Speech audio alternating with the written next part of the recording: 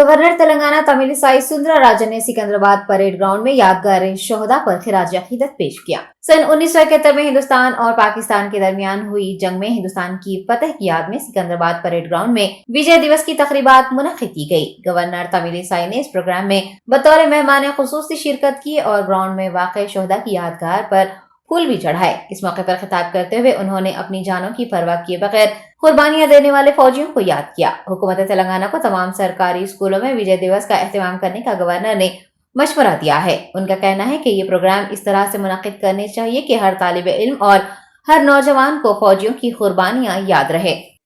After 13 days of struggle, the Pakistanis surrendered to our army, and our army was very successful and defeating Pakistan. And I am really very pleased to pay homage to our martyrs, and our youngsters should celebrate occasions like this. Every school should celebrate, every organization should celebrate. When we celebrate such programs only, youngsters will know about the sacrifices of our army, our martyrs who have sacrificed their life for the sake of strengthening our border, for strengthening our country, for safeguarding the border of our country, and to safeguarding the rights of our country. So everyone should celebrate, and I am appealing to the government, state government, so these days should be celebrated in each and every school, so that the children also will be much aware about the sacrifices. MLA doctor Gadari Kishore Kumar ने अपनी सालगिरह के मौके पर पौधा लगाया है और सभी से शजरकारी करने की ख्वाहिश की है। टीआरएस रुकन राज्यसभा जे संतोष कुमार के ग्रीन इंडिया चैलेंज को कबूल करते हुए एमएलए ने अपनी क़यामगाह में शजरकारी की और एमपी संतोष कुमार को उनकी सालगिरह की मुबारकबाद भी पेश की। इस मौके पर बात करते हुए उन्होंने कहा कि वो ग्रीन इंडिया चैलेंज में हिस्सा लेकर बहुत खुश है और माहौलियाती तहफ़्फ़ुज़ के लिए ये एक हकीकी चैलेंज है। एमएलए ने सेहतमंद रहने के लिए पौधे लगाने को जरूरी करार देते हुए कहा है कि सभी को जमीन और इंसानी समाज के फायदे के लिए पौधे लगाने की जिम्मेदारी उठानी चाहिए। इन्फोर्समेंट डायरेक्टरेट ने बीआरएस रुकन असेंबली पायलट रोहित रेड्डी और अदाकारा राकुल प्रीत सिंह को नोटिस जारी करते हुए 19 दिसंबर को पूछताछ के लिए तलब किया है। जराये के मुताबिक तांडुर एमएलए से जो कि मोइनाबाद फार्म हाउस केस के अहम गवाह और शिकायत कुरिंदा भी हैं, बेंगलुरु के 3 साल पुराने मंशियात के मामले में पूछताछ की जाएगी। समन मौसूल होने की तस्दीक करते हुए रोहित ने कहा है कि वो 19 दिसंबर को ईडी के सामने हाजिर होंगे ताकि मरकजी एजेंसी के भेजे गए नोटिस के मवाद की तस्दीक की जा सके। आपको बता दें कि एमएलए खरीदी मामले में 2 दिन पहले ही रोहित रेड्डी ने अदालत में गवाही दी थी और महज 2 दिन बाद ही उन्हें मंशियात केस के सिलसिले में ईडी ने नोटिस जारी कर दिया है। जराये के मुताबिक गोविंदपुर पुलिस ने मंशियात के मामले में बेंगलुरु में एक मशहूर शख्सियत को हिरासत में लिया था और रोहित रेड्डी पर जमीन की डील के मामले में पार्टी में शिरकत करने का इल्जाम है। वजीर पंचायत राज ई दयाकर राव ने कहा है कि तेलंगाना हुकूमत के क़याम के बाद सरकारी अस्पतालों में भी बेहतर और मियारी तिब्बी सहूलियात मुहैया करवाई जा रही हैं। आरमोर डिस्ट्रिक्ट कोर्ट में जूनियर जज के तौर पर खिदमत अंजाम देने वाली राजचर्ला शालिनी के हनमकुंडा सरकारी मैटरनिटी अस्पताल से इस्तीफा हासिल करते हुए इलाज करवाने पर वजीर ने चीफ विप डी विनय भास्कर के हमरा अस्पताल पहुंचकर उन्हें मुबारकबाद दी। उन्होंने कहा कि शालिनी का डिस्ट्रिक्ट जज होने के बावजूद बच्चे की पैदाइश के लिए सरकारी अस्पताल से रुजू करना अवाम के लिए एक अच्छा पैगाम है। ई दयाकर राव ने बताया कि वरंगल जिले के प्राइवेट और सरकारी अस्पतालों का जायजा लिया गया तो खवातीन ने ज्यादातर सरकारी अस्पतालों में ही इलाज और बच्चे की पैदाइश को तरजीह दी है। केसीआर किट का जिक्र करते हुए रियासती वजीर का कहना है कि केसीआर किट स्कीम के तहत सरकारी अस्पताल में बच्चे की पैदाइश पर मां को 12,000 रुपये दिए जाते हैं और मुल्क की किसी भी रियासत में इस तरह की कोई स्कीम नाफिज नहीं है। ట్రీట్మెంట్ కూడా బాగా జరుగుతున్నాయి। పేదల పెన్నిగా హాస్పిటల్ తయారవుతున్నాయి। కేసీఆర్ కిట్తో పాటు 12,000 13,000 ఇవ్వటం కూడా దేశంలో ఏ రాష్ట్రం లేదు, ఏకైక రాష్ట్రం అది కేసీఆర్ పరిపాలన। सेंट्रल डिफेंस सेक्टर मिधानी में एक मुफ्त आई कैंप का कामयाब इनेकाद अमल में आया है। CSR प्रोग्राम के तहत कंचन बाग मिधानी में मुफ्त आंखों का मुआयना कैंप मुनक्किद किया गया, जिससे दिफाई शोबे के मुलाजमीन के अलावा आम अफराद ने भी कसीर तादाद में इस्तेफादा हासिल किया। इस प्रोग्राम के इंचार्ज TJ राव ने बताया है कि तकरीबन 500 लोगों के आई चेकअप्स किए गए हैं और जरूरतमंद अफराद को आंखों का मुफ्त ऑपरेशन करने के अलावा इलाज की दीगर सहूलियात भी फराहम की जाएंगी। టీజే రావు అండి, హెల్త్ సెక్టర్కి ఇన్ఛార్జ్. మిదాని ఒక public sector undertaking defence ministry కింద పనిచేస్తుంది. మేము మిదాని తరఫున ఎన్నో CSR కార్యక్రమాలు చేస్తూ ఉంటాము. అంటే CSRలో భాగంగా ఈ ప్రస్తుతం ప్రైమరీ హెల్త్ సెంటర్ స్థాపించడం జరిగింది. సుమారు 2.5 కోట్లు పెట్టి లాస్ట్ 1 year నుంచి చాలా సక్సెస్ఫుల్గా రన్ అవుతుంది.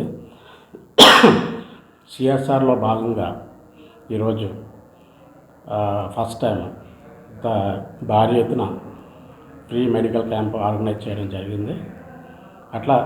ఇట్లాంటి కార్యక్రమాలు, ఇలాంటి ఫ్రీ క్యాంపులు ఎన్నో చేయాలని కూడా సంకల్పంతో ఉన్నాము. ముందు ఇక్కడ ఈ హాస్పిటల్లో ప్రెమిసెస్లోనే కాకుండాను ఈ సరౌండింగ్ ఏరియాస్, సరౌండింగ్ విలేజెస్లో కూడాను పెట్టే ఉద్దేశంతో ఉన్నాము. ఐ థింక్ ఈరోజు ప్రోగ్రాము చాలా సక్సెస్ఫుల్గా నడుస్తుంది. ఇప్పటికే దాదాపు 250 మంది వరకు పేషెంట్లు వచ్చి చాలా సంతోషం ఫీల్ అవుతున్నారు. ఈ ప్రోగ్రామ్ సక్సెస్ బట్టి మేము ముందుకి ఇంకేమైనా ఎన్నో కార్యక్రమాలు చేద్దామనే ఉద్దేశంతో ఉన్నాము.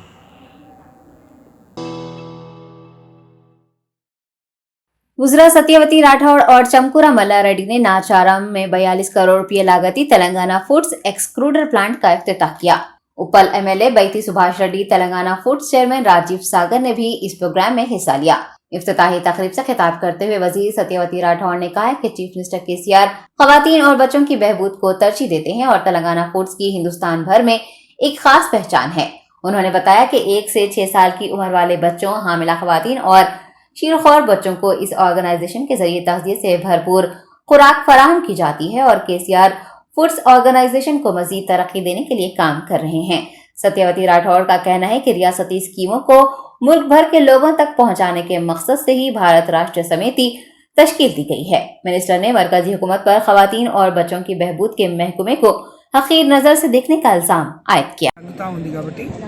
దేశంలో ఉండే సంపదను మరియు సరియైన రీతిలో ఉపయోగించి దేశ ప్రజలకు ఉపయోగపడే విధంగా చేయాలనేది ముఖ్యమంత్రి గారి తపన, ఆలోచన.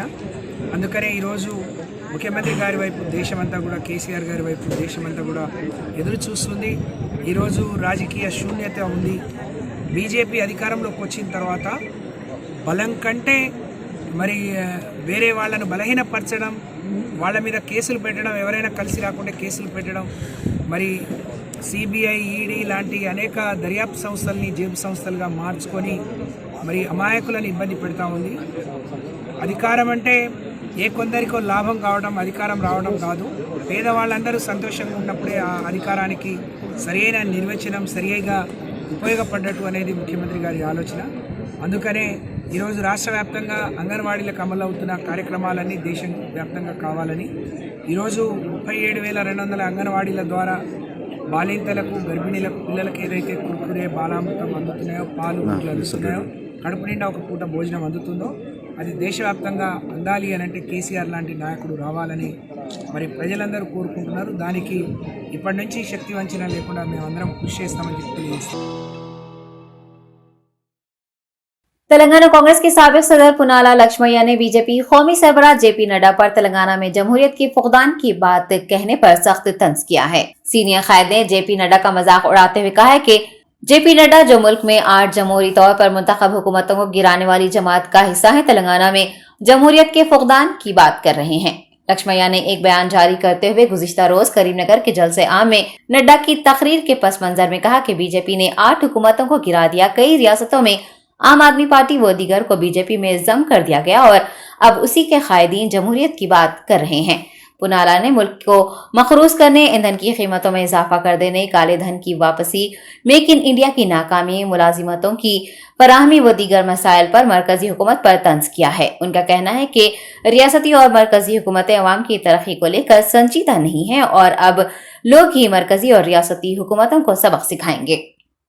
ఇంకా ముందు ఎలా వెళ్ళాలి అనే దాని మీద మాట్లాడతారా, లేకుంటే రాజకీయ విమర్శలతోటి స్థానిక సెంటిమెంట్ను ఆసరా చేసుకొని చొప్పించే విధంగా మాట్లాడుతున్నారు. సరే, నేను మొదటి నుంచి చెప్తా ఉన్నా, ఎవరు వచ్చినా ప్రజల విషయాలు పక్కకు పోతాయి. ఆ దేవుళ్ళకు దండం పెట్టి ప్రారంభం చేస్తారు.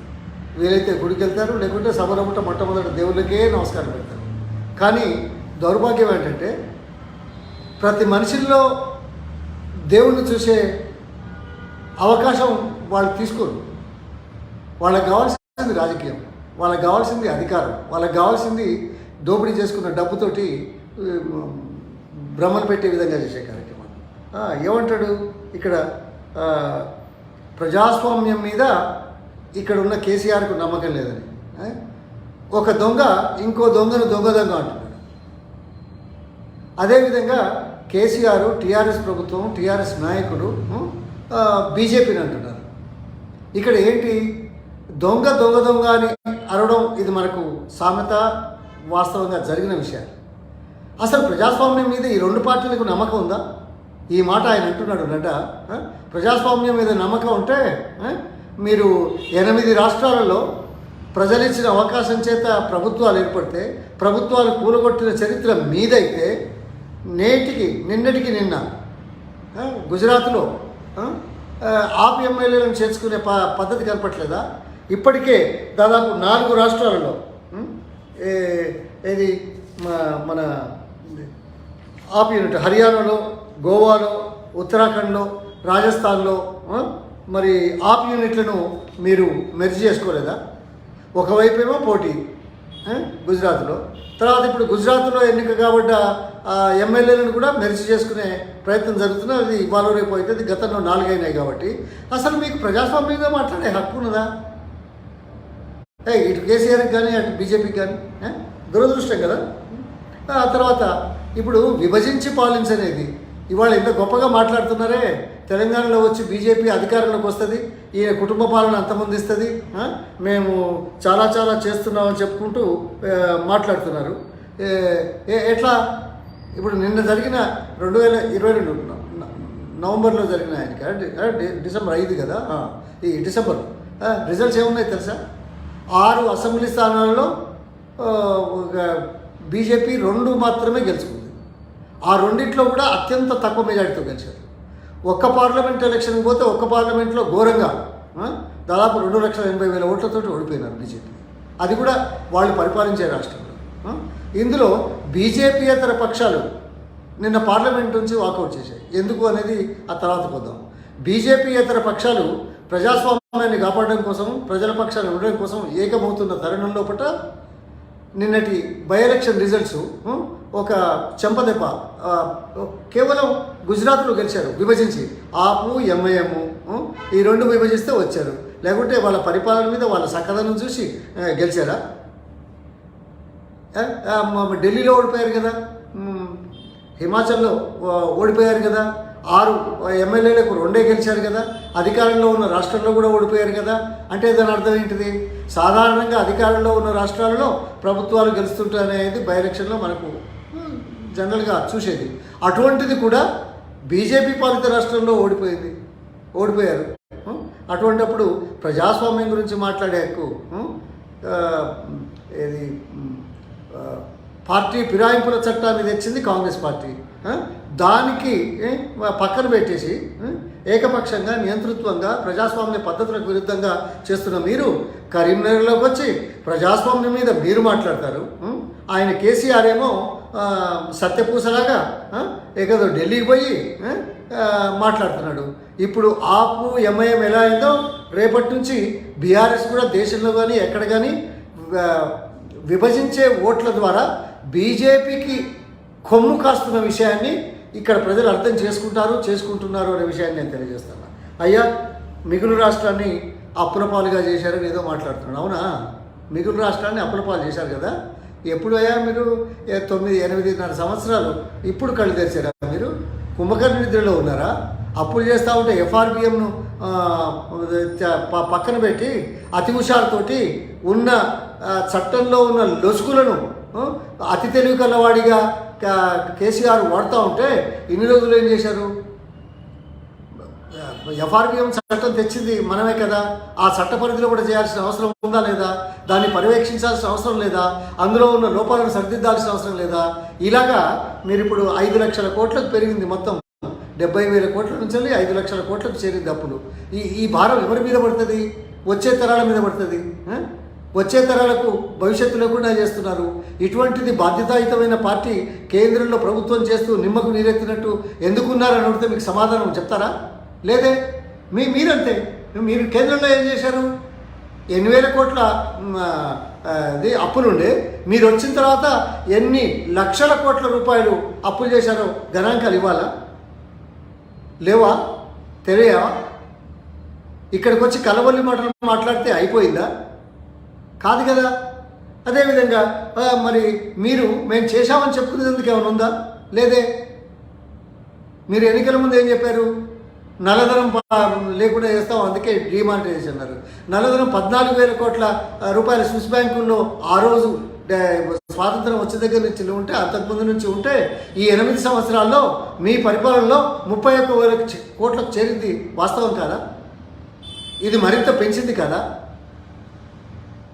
పేదలను పేదలుగా మార్చిన చరిత్ర మీది కాదా? అదేవిధంగా మేక్ ఇన్ ఇండియా అని స్లోగన్ ఇచ్చారు. మేక్ ఇన్ ఇండియా స్లోగన్లో ఏమైంది? చైనా నుంచి ఇంపోర్ట్స్ 7 అంతలు పెరిగినాయా? చైనాకు మనం చేసే ఎక్స్పోర్ట్స్ 30% పడిపోయింది వాస్తవం కాదా? సామాన్య ప్రజల నడ్డి విరిచే విధంగా పెట్రోల్, డీజిల్, గ్యాస్ ధరలు పెంచింది మీరు కాదా?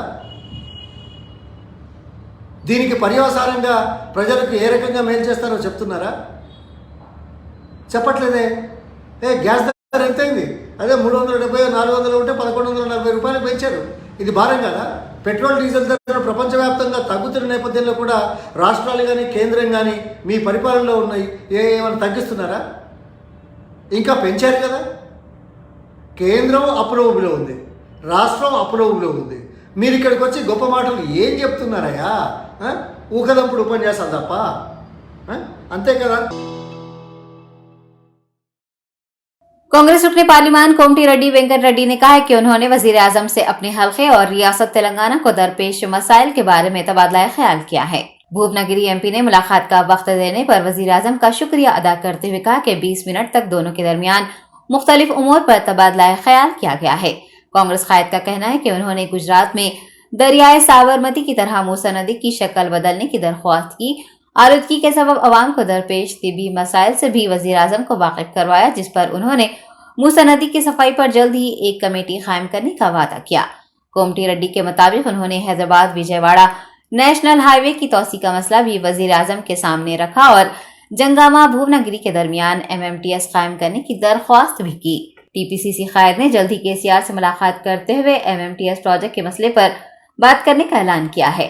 मुस्तकबिल में सियासत में रहने या ना रहने के बारे में पूछे गए सवाल पर उनका कहना था कि वो वक्त और हालात की बुनियाद पर MP के तौर पर इंतखाब लड़ने का फैसला करेंगे। ట్రాఫిక్ పెరిగిపోయింది. 2 రాష్ట్రాల మధ్యన రీఆర్గనైజేషన్ లో best rail and road collection పెడతామని పెట్టిన అగ్రిమెంట్ ఉంది. ఆ అగ్రిమెంట్ గురించి పోదలుచుకోలే. కనీసం GMR ని ప్రెజర్ చేసి మీరు మార్త్ chairman, national highway chairman Alka Upadhyay 2 పోస్టులు ఆమెకే ఉన్నాయి. ఆమె మా ప్రైమ్ మినిస్టర్ ఆఫీస్ లో పనిచేసింది. ఆమె పిలిచి మాట్లాడి సాల్వ్ చేస్తానని చెప్పింది. Thank you very much. దాదాపు 20 నిమిషాల పైననే చర్చించడం జరిగింది. నా భువనగిరి పార్లమెంట్తో పాటు తెలంగాణలోని వివిధ సమస్యల మీద వారు కూడా అడగగానే 3 రోజుల్లోనే సమయం ఇచ్చినందుకు వారికి తెలంగాణ ప్రజల తరపున, భువనగిరి పార్లమెంట్ ప్రజల తరపున, నల్గొండ జిల్లా ప్రజల తరపున వారికి ధన్యవాదాలు తెలియజేస్తున్నాం. ముఖ్యంగా ముందు మా మీటింగ్ స్టార్ట్ అయింది మూసీ రివర్ మీద. మూసీ రివర్ అనేది అది ప్యూర్గా తెలంగాణ రివర్. తెలంగాణ ప్రాంతం వికారాబాద్ అడవులలో పుట్టి నల్గొండ జిల్లా మీదుగా మళ్ళా నేరేడు జిల్లాలో కృష్ణా నదిలో కలిసే ప్యూర్ రివర్ తెలంగాణ రివర్. అది కృష్ణా రివర్ లాగా గోదావరి లాగా ఎక్కడి నుంచి పైకెళ్ళి వచ్చే రివర్ కాదు. ఇది ఒకప్పుడు కుతుబ్ షా వాళ్ళు నిర్మించినప్పుడు దీన్ని ఈ తెలంగాణ ఈ ప్రాంతంలో drinking water come irrigation project కోసం నిర్మించిన రివర్ అది. కానీ రాను రాను పాలకులు దాన్ని పట్టించుకోకపోగా ఈరోజు డ్రైనేజ్ వాటర్ కానీ ఇండస్ట్రియల్ వేస్టేజ్ కానీ దాంతో ఈరోజు ఎన్ని రకాల రోగాలు వస్తున్నాయంటే ఇటు ఫస్టే నల్గొండ అంటే ఫ్లోరైడ్ ఒకవైపు ప్రపంచంలో ఎక్కడ లేదు. वजीर ज़राअत सिंगी रेड्डी निरंजन रेड्डी ने कहा है कि रियासत तेलंगाना फलाह व बहबूद के मामले में मुल्क में अव्वल है। वजीर ने वनापर्ती एमएलए कैंप ऑफिस में 232 अफराद में कल्याण लक्ष्मी और शादी मुबारक के चेक्स जबकि 205 अफराद में चीफ मिनिस्टर रिलीफ फंड्स के चेक्स तकसीम किए। मीडिया से बात करते हुए उन्होंने कहा कि कल्याण लक्ष्मी शादी मुबारक स्कीम गरीब लड़कियों के लिए एक एजाज है, जबकि हुकूमत चीफ मिनिस्टर रिलीफ फंड्स के जरिए दरख्वास्तें दाखिल करने वाले हर फर्द को माली इमदाद फराहम कर रही है। रियासत तेलंगाना की स्कीमात और तरक्की को मिसाली करार देते हुए उन्होंने कहा कि केसीआर हिंदुस्तान को दुनिया के लिए एक मिसाल बनाने की ख्वाहिश रखते हैं। मिनिस्टर ने कहा कि बीआरएस की पॉलिसी किसानों को बादशाह बनाना है और मरकज में किसानों की हुकूमत के क़याम के लिए केसीआर जद्दोजहद करेंगे।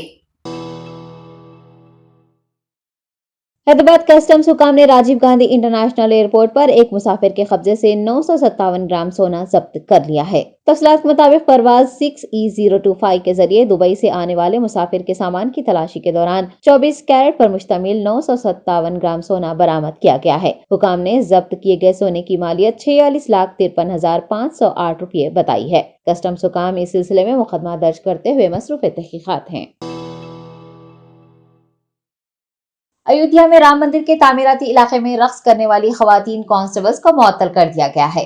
तफसीलात के मुताबिक राम मंदिर की तामीर के तनाजुर में वहां ड्यूटी पर तैनात 4 खवातीन कांस्टेबल्स ने भोजपुरी गीत पर रक्स किया, जिसका वीडियो सोशल मीडिया पर इंतहाई तेजी से वायरल हुआ। सीनियर पुलिस सुपरिटेंडेंट मोदीराज ने एडिशनल एसपी पंकज पांडे की दायर की गई इंक्वायरी रिपोर्ट की बुनियाद पर कांस्टेबल कविता पटेल, कामनी कुशवाहा, कशिश साहनी और संध्या सिंह को रक्स करने पर मुअत्तल करने का हुक्म जारी कर दिया। जिले मेडचल मलकाजगिरी के दमाईगुड़ा से लापता हो जाने वाली 10 साला लड़की की नाश झील में दस्तयाब हुई है। जवाहर नगर पुलिस हदूद के एनटीआर नगर से गुज़िश्ता रोज 10 साला इंदु लापता हो गई थी। उसके साथियों ने पुलिस को बताया है कि इंदु ने उन्हें ये कहा था कि वो करीबी दुकान पर जा रही है और उनसे भी साथ चलने को कहा था, ताहम वो उसके साथ नहीं गए और वो अकेली ही वहां से चली गई। लड़की के अफराद खानदान ने मुमकिना जगह पर उसे तलाश करने के बाद पुलिस स्टेशन में गुमशुदगी की रिपोर्ट दर्ज करवाई थी। जवाहर नगर पुलिस ने खुसूसी टीमें तश्कील देते हुए सीसीटीवी की जांच की थी और शक की बुनियाद पर झील की तलाशी ली। पुलिस एहलकारों के मुताबिक आज सुबह झील से उसकी नाश बरामद हुई है, जिसे पोस्टमार्टम के लिए गांधी अस्पताल मुंतकिल कर दिया गया है। इंदु की नाश बरामद होते ही इलाके में कशीदगी फैल गई। उसके अहले खाना, रिश्तेदारों और मुकामी लोगों ने इल्जाम लगाया है कि पुलिस की जानिब से लड़की की तलाश में ताक़ीद करने के नतीजे में उसकी मौत हो गई है। मुतवफ़ी के घर वालों समेत मुकामी अफराद ने जवाहर नगर गांजा पीने वालों की पनाहगाह बन जाने की शिकायत की है। बताया जा रहा है कि 4 लोग तालाब के पास घूमते दिखाई दिए थे। लोगों का कहना है कि गांजे के जेर असर लड़की की मौत हो गई है। इंदु के घर वालों ने पुलिस से मुकम्मल तहकीकात करने और उनके साथ इंसाफ करने का मुतालबा किया है। బ్యాగ్ లోపల పెట్టి బయటకు వెళ్ళిందంట, ఇక కనిపించలే। 10 గంటలకు అట్లా సార్ ఫోన్ చేసి, వాళ్ళ టీచర్ వాళ్ళు చూడలేదంట అదే సార్ అటెండెన్స్ తీసుకుంటుంటే లేదంటే ఫోన్ చేసి చెప్పిండు మాకు। ఒక్కతే వెళ్ళింది, చూడలే ఇక ఎవరెవరు వెళ్ళి తెలియదు కదా। బయటకు వచ్చిందంటే అటెండెన్స్ తీసుకునేటప్పుడు లేదంటే సార్ ఫోన్ చేస్తే వచ్చి 9:30 గంటలకు ఎంత ఏజ్ ఎంత ఉంటుంది? 10 ఏళ్ళు। ఏ క్లాస్? 4th class. బ్యాగ్ లోపల పెట్టి బయటకు వెళ్ళిందంట, ఇక కనిపించలే। 10 గంటలకు అట్లా సార్ ఫోన్ చేసి, వాళ్ళ టీచర్ వాళ్ళు చూడలేదంట అదే సార్ అటెండెన్స్ తీసుకుంటుంటే లేదంటే ఫోన్ చేసి చెప్పిండు మాకు।